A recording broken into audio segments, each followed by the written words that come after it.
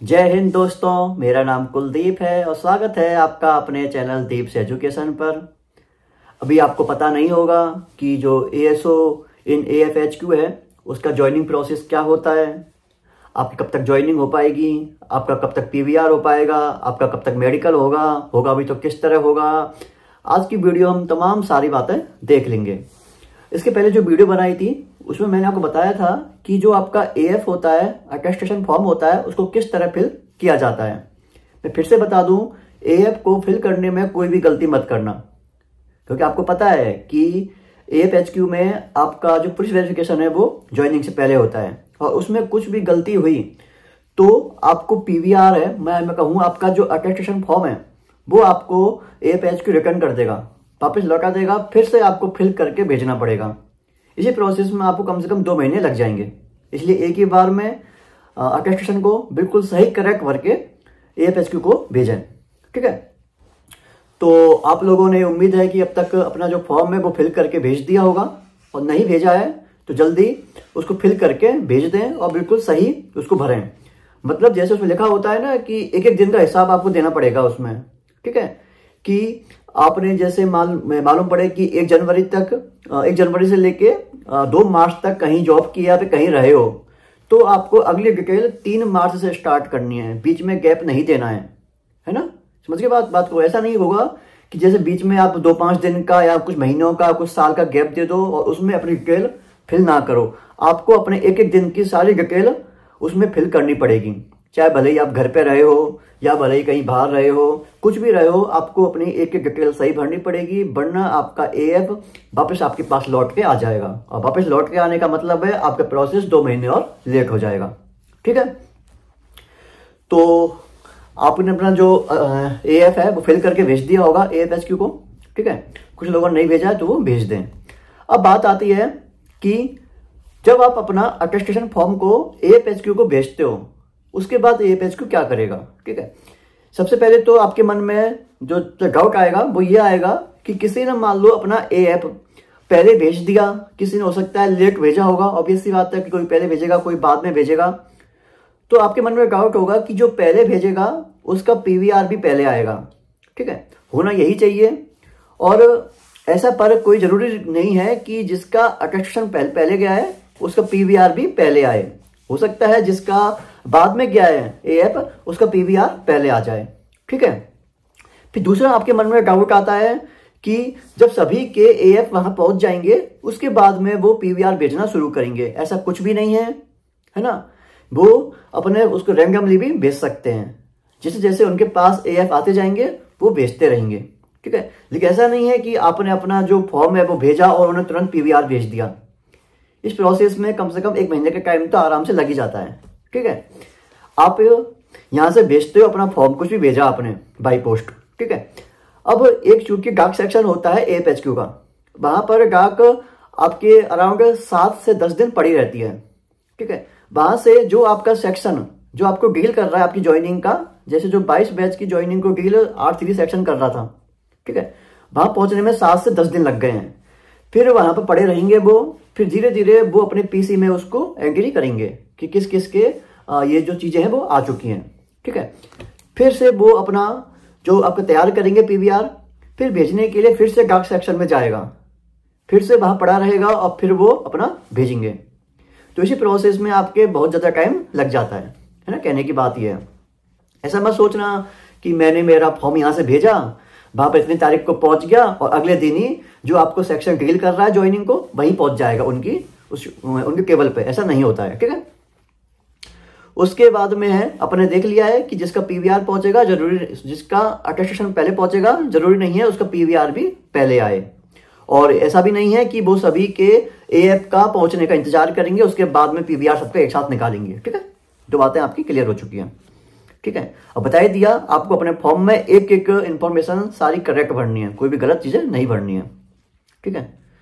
और फिर दूसरी बात आती है PVR, जिसको बोलते हैं पुलिस वेरिफिकेशन। पता है आपको कि AFHQ में पुलिस वेरिफिकेशन ज्वाइनिंग से पहले होता है और इसी वजह से इसकी ज्वाइनिंग काफी लेट हो जाती है। तो जो PVR है सबसे पहले क्या करता है कि जो आपका डिपार्टमेंट है, मतलब AFHQ है, वो आपके कलेक्ट्रेट ऑफिस या मैं कहूँ DM ऑफिस में भेजता है, ठीक है, आपके डीएम ऑफिस में भेजेगा, जो मोस्टली आपके जिले में ही होता है, सबका नहीं होता है, मतलब कुछ एक होते हैं जिनका उस जिले में नहीं होता है डीएम ऑफिस, है ना। और जो दिल्ली वाले हैं उनका पीवीआर होता है ऑनलाइन। बात समझ आई? अब बात आती है कि एएफएचक्यू ने आपके जो कलेक्ट्रेट ऑफिस है, डीएम ऑफिस है, वहां आपका पीवीआर भेज दिया, लेकिन आपको कैसे पता चलेगा कि हमारा अभी जो पीवीआर है वो आया है या फिर नहीं आया है? ठीक है, इसके 3-4 मेथड है जिससे पता कर सकते हो। पहला तो है कि आपको एक नंबर दिया होगा एएफएचक्यू ने कि आपको कोई भी क्वेरी हो, आपको कोई भी डाउट हो, आप हमें कॉल करना, आपको हम उसका आंसर कर देंगे। तो पहला वही है, आप बार बार कॉल करके पूछोगे उनसे कि सर मेरा जो पीवीआर है आपने वहां से भेज दिया है या फिर नहीं भेजा है। ठीक है, तो इसमें संभावना है कि आपको कोई जवाब ना मिले या आपका वो कॉल ना उठाएं। हो सकता है आपका कॉल उठा लें और हो सकता है कि आपसे वैसे ही बोल दें कि हाँ आपका हमने भेज दिया है, नहीं भेजा है। मतलब उस बात में कोई भी 100% श्योरिटी आप नहीं मान सकते। ठीक है, दूसरा प्रोसेस होता है कि आप इंतजार करो, क्योंकि आपके कलेक्ट्रेट ऑफिस में पीवीआर आया है, पुलिस वेरिफिकेशन होने को आया है, तो आपके लोकल थाने में भी जाएगा। फिर लोकल थाने में से आपके पास कॉल आएगा कि सर आपके यहाँ से इस नाम से आपके पास हमारे पास एक लेटर आया है जिसमें आपके ज्वाइनिंग का बताया गया, आपका पीवीआर होना है। तो या तो आपको वो थाने बुलाएंगे या फिर खुद हो सकता है आपके घर आ जाएं। ठीक है, और कैसे इस प्रोसेस को फास्ट करवाना है आप सभी को पता होगा। ठीक है, और दूसरी बात, यह बात जरूरी नहीं होती है कि थाने से आपके पास कॉल आए या वो आपके घर आए। कभी कभी यह भी देखा गया है कि बिना आपके पास वो आए और बिना आपको कॉल किए भी आपका पीवीआर हो जाता है। तो इसके भरोसे ना रहें कि हमारे पास कॉल आएगा या हमारे घर आएंगे वो। ठीक है, तीसरी चीज है जिससे पता कर सकते हो कि जो एएफएचक्यू है अपनी सारी डाक मोस्टली चाणक्यपुरी पोस्ट ऑफिस से भेजता है। ठीक है, तो चाणक्यपुरी पोस्ट ऑफिस में जिसका किसी का भी कोई जानकार हो उससे आप बोल सकते हो कि इस डिपार्टमेंट से हमारे कुछ लेटर्स आने हैं, तो अगर उसमें मेरा नाम हो तो मुझे बता देना, जिससे आपको उसकी ट्रैकिंग आईडी मिल जाएगी। ट्रैकिंग आईडी मिलने के बाद में आप उसको ट्रैक कर सकते हो कि मेरा जो लेटर है अभी कहाँ पहुंचा, कैसे क्या है। उसके हिसाब से आप अपनी तैयारी कर सकते हो, अपने प्रोसेस को फास्ट करवा सकते हो। ठीक है, उसके बाद में है ये चीजें हैं मेन। ठीक है, इनसे आप पता कर सकते हो कि आपका पीवीआर है वो भी आया है, कहां से भेज दिया है, क्या चल रहा है उसके बारे में। ठीक है, एक बात याद रखना, आपको सारा प्रोसेस आपको ही फास्ट करवाना पड़ेगा। अगर क्या भरोसे बैठे रहे कि हाँ अपना आप काम होता रहेगा, मैं बता रहा हूं 2 साल से पहले आपकी ज्वाइनिंग नहीं आनी है। ठीक है, इसलिए सारा प्रोसेस आपको ही फास्ट करवाना है कि कहाँ आपका लेटर पहुंचा, कहाँ से आपको भिजवाना है, किसके पास लेटर पड़ा हुआ है, तमाम बातें आपको खुद को देखनी पड़ेंगी। ठीक है, अब है पीवीआर का प्रोसेस क्या होता है। ठीक है, सबसे पहले डिपार्टमेंट है एएफएचक्यू आपके पीवीआर को भेजेगा डिपार्टमेंट से। ठीक है, आपको जो सेक्शन डील कर रहा है वहां से आएगा, वहां से जो डिपार्टमेंट का जो अपना डाक सेक्शन है वहां जाएगा, वहां से फिर पोस्ट होगा, पोस्ट होके आपका जो कलेक्ट्रेट ऑफिस है या मैं कहूँ डीएम ऑफिस है वहां पर जाएगा। ठीक है, कुछ कलेक्ट्रेट वाले उस लेटर को अपने पास दबा के बैठ जाते हैं, आगे फॉरवर्ड नहीं करते हैं। तो है आपकी जिम्मेदारी है, आपको पता करना पड़ेगा कि मेरा लेटर अब कलेक्ट्रेट ऑफिस में आ चुका है, तो मुझे इसको आगे अब इसको फॉरवर्ड करवाना है। ठीक है, उसके बाद में वहां से जाता है एसपी ऑफिस। एसपी ऑफिस भी बहुत लोग क्या करते हैं, फाइल दबा के बैठ जाते हैं, आगे नहीं भेजते हैं। वो भी आपको करना पड़ेगा अपनी फाइल को आगे बढ़वाने के लिए। फिर वहां से जाएगा लोकल थाने में, जहाँ के आप रहने वाले हो, जो उसका थाना लगता है, पुलिस स्टेशन होता है, वहां पर पहुंचेगा। वहां से हो सकता है आपके पास कॉल आए या वो खुद आपके पास घर पे आ जाए। ठीक है, आपको कैसे प्रोसेस फास्ट करवाना है आप सभी को पता है ना। उसके बाद में कुछ जगह देखा गया है कि लोकल थाने से जो लोकल इंटेलिजेंस यूनिट होती है जिसको बोलते हैं LIU, वहां भी आपकी इंक्वायरी करने के लिए वो लेकर जाता है, लोकल थाना भेजता है। ठीक है, कि पता करो इसके बारे में कि बंदा सही है या नहीं है, कैसा भी है, उसके बारे में वहां से जाता है। ठीक है, फिर वहां से आपका जाता है वापस वेरीफाई होके एसपी ऑफिस। कुछ जगह तो एसपी ऑफिस डायरेक्ट ही आपके डिपार्टमेंट को भेज देते हैं वेरीफाई करके। कुछ जगह एसपी ऑफिस से जाता है फिर से डीएम ऑफिस, और फिर से वापस वही डीएम ऑफिस आपकी फाइल को दबा के बैठ जाता है। और दबा के ऐसे बैठता है कि 2-2, 3-3 महीने तक पता नहीं पड़ता कि वो उनके पास है या भेज दिया है आगे।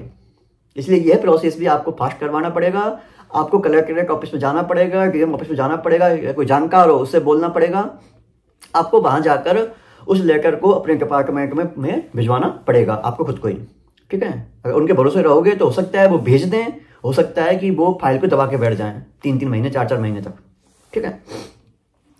उसके बाद में हाँ एक बात और, कुछ जगह जो कलेक्ट्रेट ऑफिस वाले हैं आपके उस लेटर को मतलब पीवीआर को ऑर्डिनरी डाक से भेज देते हैं, और ऑर्डिनरी डाक का कोई भी रिकॉर्ड नहीं होता है, या मैं कहूँ कोई भी ट्रैकिंग आईडी नहीं होती है। अगर वो आपके डिपार्टमेंट में नहीं पहुंचता है तो उनको कोई दिक्कत नहीं, दिक्कत आपको हो जाएगी, क्योंकि ना तो आप पता कर पाओगे कि मेरा पहुंचा है नहीं पहुंचा है, ठीक है। इसलिए उनसे आप स्पीड पोस्ट ही करवाना, या भले ही खुद बोल देना सर मैं स्पीड पोस्ट करा के आता हूँ इसकी, और मैं इसकी आपको जो रिसिप्ट है वो दे दूंगा, जिससे आपके पास ट्रैकिंग आईडी रहेगी और मालूम पड़ जाएगा कि मेरा अब जो लेटर है वो मैंने जो भेजा है डिपार्टमेंट को वो कहाँ तक पहुंच गया है, जिससे आप आगे की जो भी कार्रवाई है वो कर सकते हैं, ठीक है। ये हो गया यहाँ तक पीवीआर का प्रोसेस आपको मालूम पड़ चुका है, ठीक है। उसके बाद में आता है पीवीआर, जैसे अपने यहाँ 2 तरह के लोग होते हैं, एक तो होते हैं नॉन वर्किंग, एक होते हैं वर्किंग। अगर आप पहले से कहीं भी जॉब नहीं कर रहे हो, आपकी यह पहली जॉब है, ठीक है, तो आपका जो पीवीआर होगा वो होगा कहाँ पर, जो आपने इंफॉर्मेशन दी थी कि मैं अपने लास्ट 5 ईयर्स में कहाँ कहाँ रहा हूँ, वहाँ का आपका पीवीआर होगा। अगर आप कॉलेज में थे उस टाइम तो कॉलेज से आपका पीवीआर होगा, अगर आप घर पे थे तो आपके होम टाउन से आपका पीवीआर होगा। मतलब 5 साल में जो आपने डिटेल उसमें फिल की है फॉर्म में, वहां पर आपका पीवीआर होगा, उस जिले से आपका पीवीआर होगा, ठीक है। उसके बाद में आता है वर्किंग। कुछ लोग हो सकता है जॉब कर रहे होंगे, ये जो एपीएच की उनकी 2nd, 3rd या 4th कोई जॉब रही होगी, ठीक है। तो इसमें क्या होगा, वही सेम बात आपने इसमें भरा होगा कि मैंने लास्ट के 5 साल यहाँ मैं रहा हूं, तो उनमें आपने जॉब भी की है पहले, तो जहां पर आपने जॉब की है, ठीक है, वहां से आपके पास लेटर जाएगा डिपार्टमेंट की ओर से आपके ऑफिस में जहां आप अभी जॉब कर रहे हो, कि इस बंदे का हमें एएफ और पीवीआर हमें भेज दो, ठीक है। उससे फायदा ये होगा कि आपका जो पीवीआर है, जो पहले की जो इंफॉर्मेशन है जो आपने दी थी, वहां पर आपका पीवीआर नहीं होगा, क्योंकि आपके प्रीवियस डिपार्टमेंट ने आपका पीवीआर करवा लिया है, वहीं से आपको उनको उसकी इंफॉर्मेशन मिल जाएगी कि ये बंदा सही है। लेकिन जहां आप रह रहे हो, जहां आप जॉब कर रहे हो, तो वहां का तुझे पता नहीं है कि इसका ये कैसा है, इसका कैसा रहा है फीडबैक। तो इसके बारे में क्या करता है एपीएचक्यू, जहां पर आप अभी जॉब कर रहे हो वहां से और पीवीआर एक आपका करवाता है, ठीक है। उस जिले से आपका पीवीआर होगा जहां अभी आप जॉब कर रहे हो, ठीक है। तो ये हो गया है, ठीक है। और हाँ 2 बात बता दी मैंने आपको, अगर कोई बंदा जॉब नहीं कर रहा है, पहली जॉब है, तो जो लास्ट 5 साल में जैसे आप घर भी रहे होंगे, कॉलेज भी रहे होंगे, उन जिलों से आपका पीवीआर होगा। और कोई बंदा जॉब कर रहा है तो उसने जो प्रीवियस जॉब जो जिसमें है वो अभी, वहां से उसका पीवीआर एएफएचक्यू के पास पहुंच जाएगा, है ना। और साथ में साथ जहां भी आप रह रहे हो, भी फिलहाल जॉब कर रहे हो, उस जिले से भी आपका पीवीआर होगा, 2 जगह से पीवीआर हो जाएगा। यहां तक बात समझ में आ गई, ठीक है। इसकी भी आपको ध्यान देना पड़ेगा कि आपके डिपार्टमेंट में जो मान लो लेटर आया है, तो आपको देखना पड़ेगा कि लेटर आया है नहीं आया है, जो भी ट्रैकिंग आएगी उसका आपको ध्यान रखना पड़ेगा बराबर से, ठीक है। फिर उसके बाद में आपका पीवीआर हो जाएगा, तो पीवीआर आपका एपीएचक्यू के पास पहुंच जाएगा, ठीक है यहाँ तक, ठीक है। अब बात आती है मेडिकल की। अब मेडिकल फॉर्म आएगा तो एपीएचक्यू मेडिकल फॉर्म भेजेगा। यहाँ भी सेम प्रोसेस रहेगा कि आपका जो पीवीआर है वो गया होगा, डाक सेक्शन में रहा होगा, 7 दिन बाहर रहा होगा, फिर वो आपके सेक्शन को जहाँ जो इसको डील करता है ज्वाइनिंग को, वहाँ भेजेगा। वहाँ से फिर कुछ दिनों बाद वो मेडिकल परफॉर्मा तैयार करेंगे, आपका मेडिकल लेटर तैयार करेंगे आपका, फिर से आएगा डाक सेक्शन में, फिर आपके पास वो पोस्ट होने को आएगा, है ना। तो मेडिकल भी 2 चीज़ें हो गई, वर्किंग और नॉन वर्किंग के लिए। अगर कोई नॉन वर्किंग है तो उनके पास लेटर पहुंचेगा कि आपको मेडिकल करवाना है। अगर कोई वर्किंग है, कोई जॉब कर रहा है, पहले जब बताया मैंने भी आपको, किसी की एपीएचक्यू 2nd, 3rd, 4th जॉब रहे होगी, तो जो मैंने बताया था कि जो जॉब में है, वर्किंग है, उनके पास पीवीआर के लिए जो आपका डिपार्टमेंट है वहीं पर आपका लेटर पहुंचेगा कि आप इसका पीवीआर भेज दो, ठीक है। साथ ही साथ उसमें एक चीज लिखी होती है, इनका मेडिकल भी हमें भेज दो, क्योंकि पता है आपको जॉब में, गवर्नमेंट जॉब में मेडिकल होता है सबसे पहले। तो जो आपने प्रीवियस डिपार्टमेंट ज्वाइन किया होगा वहां भी आपका मेडिकल हुआ होगा, तो एपीएचक्यू चाहता है कि जो आपने मेडिकल करवाया था पहले इस बंदे से, उसका हमें मेडिकल भेज दो, ठीक है, तो आपका मेडिकल वहीं से होके चला जाएगा। ठीक है, अब बात आती है फीमेल की। जो लड़कियां हैं उनके मेडिकल में इसमें एक टेस्ट और होता है AFHQ में, जिसमें आपको गायनेकोलॉजिस्ट से साइन और सील लगवानी पड़ती है। ठीक है, इसलिए उनका जो फीमेल हैं उनका प्रीवियस डिपार्टमेंट का मेडिकल नहीं चलेगा, इसमें आपको साथ में एक गायनेकोलॉजिस्ट का चेकअप करवाना पड़ेगा। ठीक है, फिर से वही मेडिकल हुआ, आपने AFHQ को भेज दिया। ठीक है, अब AFHQ को जो मेडिकल भेजते हो इसको आप बाई पोस्ट भेज सकते हो या फिर आप बाई हैंड भी देके आ सकते हो।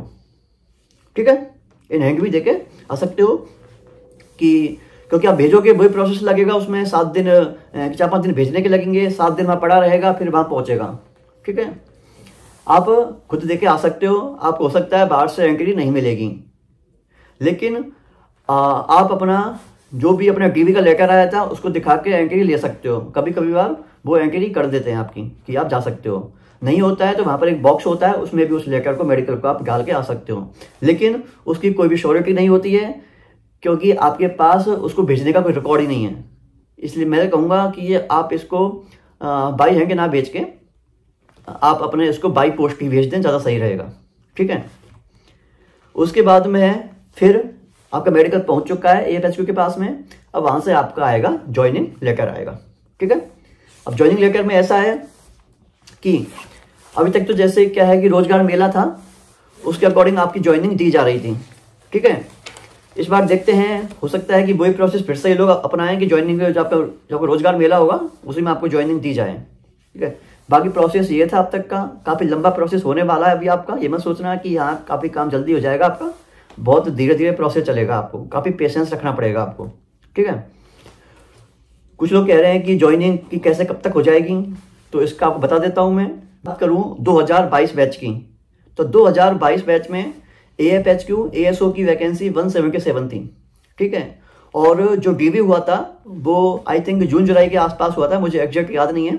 ठीक है, तो अंदाज लगा सकते हो कि जून जुलाई में DV हुआ था 177 का, उनमें से अब फरवरी चल रहा है और 60 से 70 की भी ज्वाइनिंग अभी नहीं आई है। ठीक है, इसलिए आप समझ सकते हो कि प्रोसेस आपका कैसे रहने वाला है, कैसे नहीं रहने वाला है, किस तरह आपको प्रोसेस फास्ट करवाना है। मतलब इसमें तमाम सारी बातें आपको ही ध्यान रखनी पड़ेंगी कि मेरा मेडिकल कहाँ पहुँच गया, कहाँ नहीं पहुँचा है, मेरा PVR है कहाँ पहुँच गया, कैसे इसको आगे बढ़वाना है। सब तमाम बातें आपको खुद को देखनी पड़ेंगी। आप किसी के भरोसे नहीं रह सकते, किसी के भरोसे रहोगे तो आपकी ज्वाइनिंग पता नहीं कब तक आ पाएगी। ठीक है, यही इन्फॉर्मेशन आपको देनी थी। बाकी आपकी कोई भी क्वेरी हो, कोई भी डाउट हो, नीचे कमेंट कर सकते हैं। साथ ही साथ जो अपने फेसबुक अकाउंट है, इंस्टाग्राम अकाउंट है, उनकी लिंक भी नीचे कमेंट बॉक्स में पिन कर दी गई है, वहाँ जाकर भी आप मैसेज कर सकते हैं। बाकी अपना ध्यान रखें, अपना ख्याल रखें। जय हिंद, जय भारत, थैंक यू।